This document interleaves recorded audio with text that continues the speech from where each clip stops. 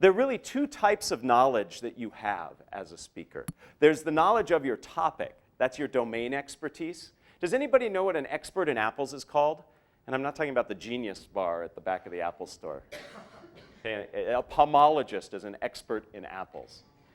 And if I am an expert in apples and I'm up here to deliver a lecture on the importance of apples and the variety of apples, I need to understand what my audience brings to that lecture as well. So my audience knowledge, when I talk about apples, might be thinking about something very different than I'm thinking about. So as a speaker, I have to manage my domain expertise as well as my knowledge of the audience. And that's where it all starts. I have a very strong bias. As a speaker, my job is to be in service of my audience. Most communicators, when they start communicating, start by saying, here's what I need to say for my audience. And I think the more proper approach is to say, what does my audience need to hear from me? It sounds like verbal jujitsu, where I'm just moving words around, but it is fundamentally different. If I take my audience's needs first, then it changes what I say and how I approach them. So we have to really understand our audience's knowledge. And if we do this, this allows us to avoid the curse of knowledge. The curse of knowledge is where we make assumptions, we go too quickly over certain foundational information, we use jargon, we use acronyms, we don't appreciate the audience's need. So we must avoid the curse of knowledge. We have to really reflect and say, what is it my audience needs at this moment to better understand my concept? And I want to give you some examples of where this has gone wrong. There's a durable goods company out of Northern Europe called Electrolux. Has anybody heard of Electrolux before? Okay, they sell washing machines, refrigerators, and they also sell vacuum cleaners. And many years ago, they ran this ad campaign. Nothing sucks like an Electrolux. And here they're trying to demonstrate that the power of this vacuum cleaner was so powerful that it pulled the Leaning Tower of Pisa askew. It turns out, though, that people in North America don't like to buy things that suck. So this was a miserable advertising campaign. It didn't work well because they didn't appreciate the audience and what the audience thinks. This isn't just in marketing in terms of goods and services. In the literature world as well, there was a big issue. John Steinbeck, wonderful author, grew up pretty close to here.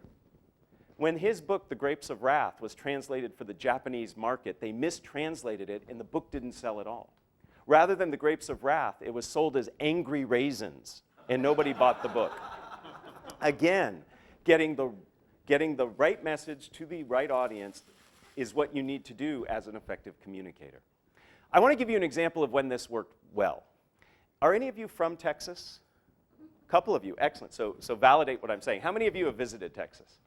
Excellent, okay. So you'll know the punchline of this story shortly. I borrowed this story from a wonderful book called Made to Stick. Made to Stick is written by Dan and Chip Heath. Chip teaches with me at the business school, and Dan runs a nonprofit in the city. Wonderful book if you're interested in learning to communicate better. And in the book, they tell the story of Texas in the mid-1980s. They had a tremendous littering problem in Texas. Litter everywhere. And it was costing a lot of money, and it was hurting the pride of the state.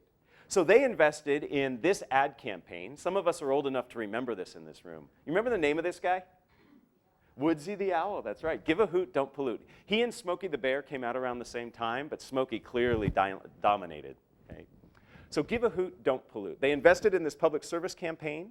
They ran ads on television and radio. This is way before the internet. And something amazing happened. Texans didn't like Woodsy. They, in fact, saw an increase in littering after this ad campaign was run. So this frustrated those in government. So they hired a bunch of academics. They said, help us fix this problem. It's costing money. It's hurting our pride. Our reputation is at stake. So these academics came in, and the very first thing they did was looked at who was doing the littering. Ladies, this is not going to surprise you. Mostly men. And not just any men. It was men between the ages of 18 and 34. And further, they wanted to know, what about these men? What makes them tick? And if you've been to Texas or you're from Texas, you know that people take great pride in being from the state of Texas. Being Texan is very important to them. And based on that, they created the message that all of us have seen if we visited Texas, the Don't Mess with Texas campaign. Within 2 years, they reduced littering in the state of Texas by 80%. Okay? Getting the right message to the right people can have a dramatic effect. But you only do that by reflecting on who your audience is and what their needs are. So we need to do that in all of our communication. If we do this, it helps us focus our message. One of the things we learn, and I borrow this advice from my mother, although I'm sure she did not create it. When you understand your audience, you will focus on their needs, and therefore you'll give them what they need. You'll tell them the time rather than build the clock. Most of us, when we communicate our message, we build the message to try to explain to people how we got there. Often it is better to explain where you arrived, and then, if important, explain how you got there. So tell the time first, then build the clock. That helps our audience. That helps get them rooted. It helps set their expectations. Further, when you're explaining something, explain the benefits to the audience. What is it that the audience gets from your point? How do they benefit? Rather than just talk about the different features or points. Focus on what your audience gains. There's a very important question you must answer for any audience immediately when you speak. So what? What's in it for your audience? What value do they derive? So we focus on benefits and we tell the time. So let me share with you what this really boils down to. It boils down to really understanding your audience. And there's some fundamental questions you need to ask yourself. First, we need to ask, what does our audience know about the topic on which we're speaking? What do they know? Most of the time you're communicating, your audience has some background in what you're discussing. So you need to understand that knowledge. Okay? Second, what is it that they expect? Most of the communication you have with people is communication that has happened before. That is, they've had a communication act that's similar to the one you're having. I work with a lot of entrepreneurs, and they think that their pitch is the be-all, end-all of pitches.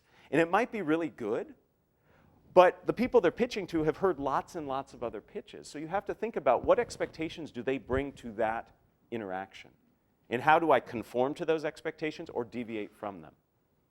And then finally, you need to think about what are the areas of concern my audience might have? What is it that they might resist or be bothered by? And you need to address those issues, typically up front, because otherwise people carry them in their mind. They keep asking, but what about, but what about, but what about? And that gets in the way of them taking in your message. So we really need to understand our audience, who they are, what they know, and what they expect. But the audience isn't enough. We also have to understand the context in which we are presenting. Most communication happens in a context.